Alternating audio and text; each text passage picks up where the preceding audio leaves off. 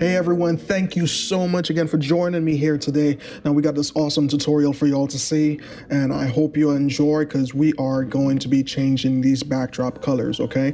So now you probably have your backdrop set to white. I did do a previous video on how to change your background from white to whatever other colors you needed to do, as even like a cleaner white, you know, to make a high key photo.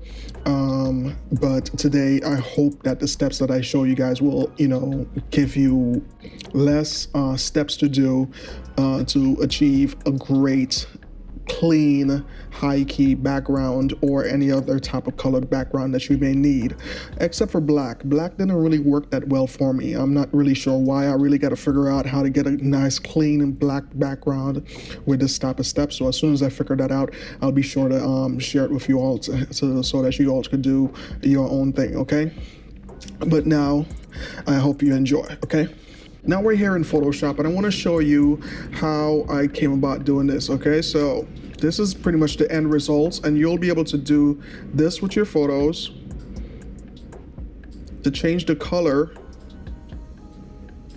of your photo backdrop. And as you can see down below, the shadows are just like going along with the photo, and that's what I really love about this tutorial. It's really going to help you to be able to change the background and keep some great looking shadows as well, the natural shadows on your background. You're not going to lose it. You're not going to have to, you know, like do like some kind of blurring out of this area with the brush tool to try and to bring it back. You don't have to create new shadows. All the shadows that were there before are still there now, okay? Some of them are a little bit lighter than others, like the ones in the back right here, but they're still there, promise you. Okay, so here we go. I'm gonna go ahead and get rid of everything that I just did over here. All right, so first I want to go ahead and clean up this backdrop just a little bit, okay, and then from there I'm gonna click on this wand or quick selection tool, okay, and I'm only clicking on the quick selection tool so I could have these two options open right here. So the select subject and the select mask, okay? So I want to select the subject, and Photoshop is going to do this again automatically. So you click select subject while you're clicked onto the background copy, and it does a really good job. It does a really good job of selecting everything that you need done, okay? So what I'm going to do real quick, I just want to go ahead and clean this up just a little bit more. All right, so we're going to go ahead and grab our brush tool, and I want to hide, I need to reveal, sorry. So white reveals, black hides. So with my black color on my brush tool selected, I'm just going to go around some areas that I want to bring out just a little bit more. Right there on the shoes. Okay.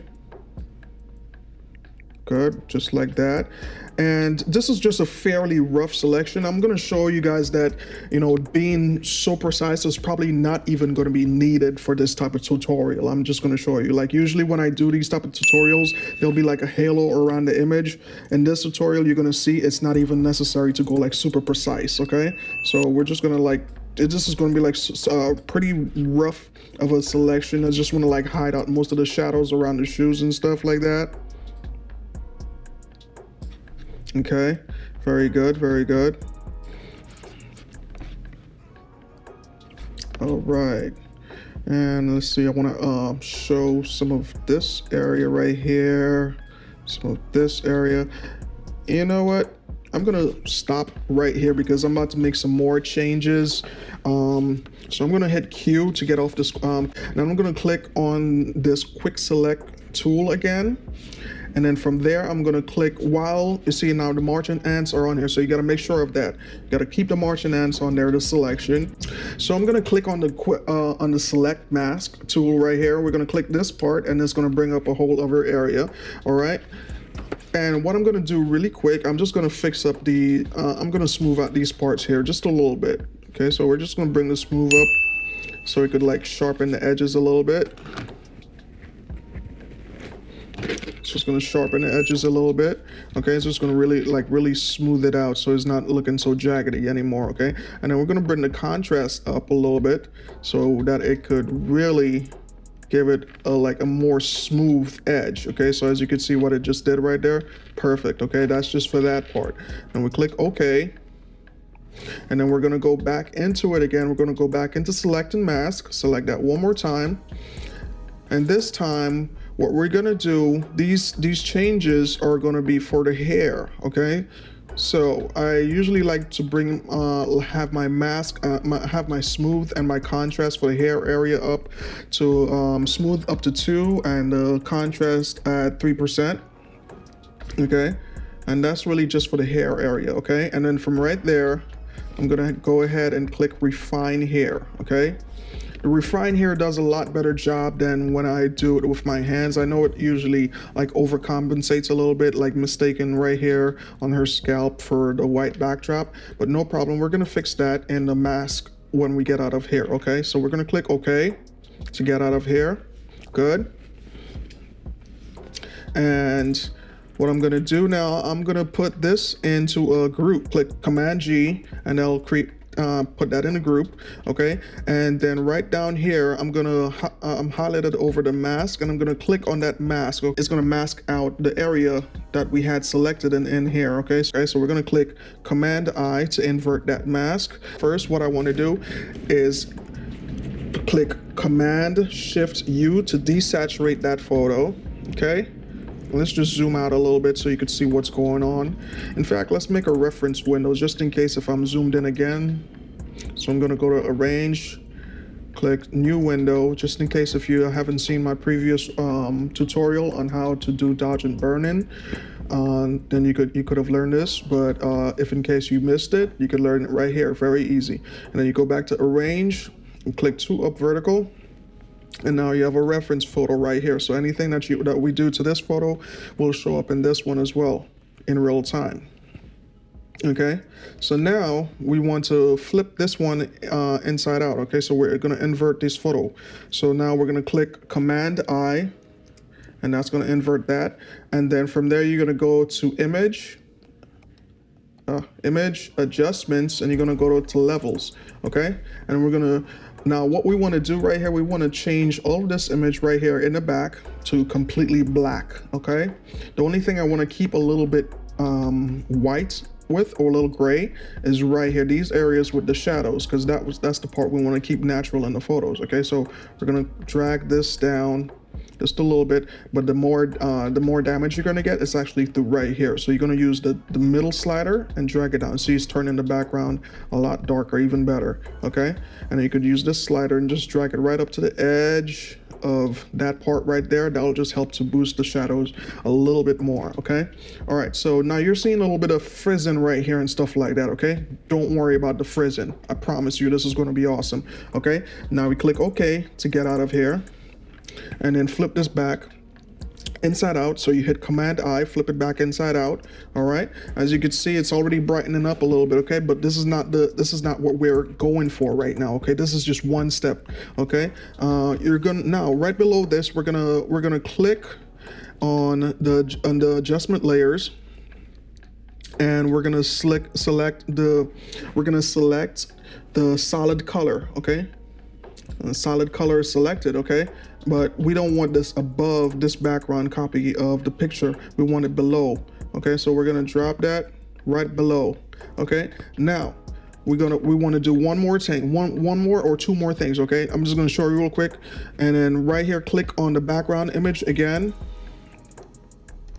Click on the background image again, and then click on the adjustment layers, and go to levels, and click that, okay?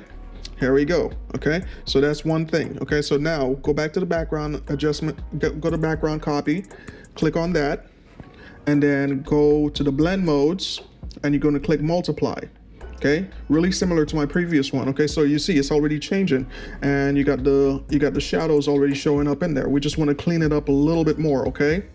So that whatever photo, whatever color backdrop you use in there, all except for black, because that's the only one I have issues with. Black don't work out too well, okay? So now from right in here, you're selected on the levels layer, and you're gonna just drop that first node down to get it as pretty decently dark. This is just gonna like boost the shadows in there even more, okay? So let it really stand out. Now I wanna bring up this middle node just a little bit, and while that's going up, the shadows are still protected. As you can see, they're still dark in there, okay? And I also wanna bring this one up just a little bit, okay? There you go. Now you have a more natural looking backdrop in there. Just for added measure, we're just gonna add a little bit more flair to this, okay? So we're gonna click on to the levels layer right here, and we're gonna go, let's make sure that we have a good color on there. So let's just put that there first. And we're gonna click onto the adjustment layers again, go to gradient, and you click on gradient. And you're gonna change the style from linear to radial, okay? Good, and just like center this, and oops, I'm on the wrong photo. Center this somewhere nice, maybe like right there, right where daddy's giving that nice little kiss to the baby, and you click OK. Okay, and then now you drop the opacity down, just enough to give a little bit of a background gradient, okay? So let's make it look like it's backlit a little bit, all right? So this is without and this is with. So you see it's a little bit of a boost in there, okay? So got all the steps done now. I wanna show you all how to change this background to a nice clean white. Now, so here we go. We're gonna double click on the color fill layer so we could get the white going back up here. I'll just bring this up. Change it to white, and look at that. That already looks like really, really gorgeous. You got a gorgeous, clean white background, and you got all the natural shadows in there, okay? So I do want to make a couple more changes because right here, I need this right here to match over here, okay? So this is like pure white, and this is like still grayish, okay? So I'm gonna go back into my levels area, and I'm gonna drag this one down. Nope, that one is good. I'm gonna drag the middle one up a little bit, okay?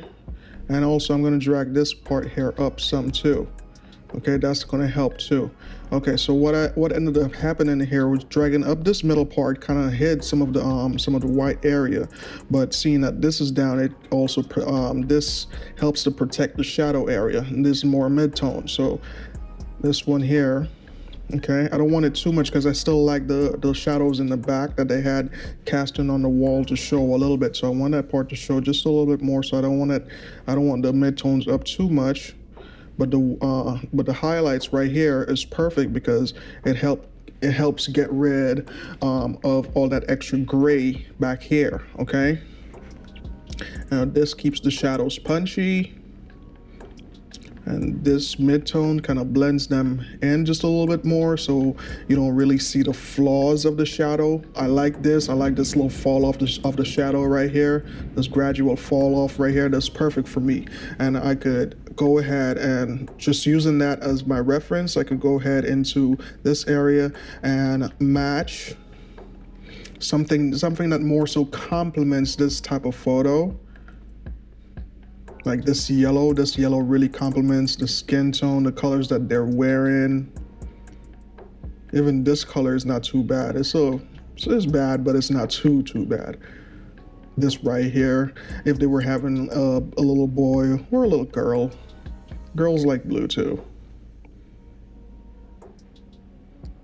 Or a nice little neutral color. Purple is always nice and neutral for boy or girl. It's really cute. This color works here too. And you see the little shadow in the back. It's great. And you drop it back to the white. It's beautiful. So you could work any type of color that you want in there. Awesome. Yes, so we got a lot done here today. Yes, in short time, and that's what we were aiming for. We were aiming to get a lot done in a short period of time, and that's what we did. All right, thank you so much again for joining me, and I'm looking up at the screen instead of at the lens. Forgive me for doing that. Thanks again. I love you guys. Thank you all for joining me. I pray that you all continue to subscribe and share with your friends and comments and let me know how I'm doing. Let me know how I could improve, and let me know what you want me to do for you all. Okay, thanks so much. Enjoy your day, and in the words of Margaret Mead, you are unique just like everyone else. All right, thanks again. Ciao.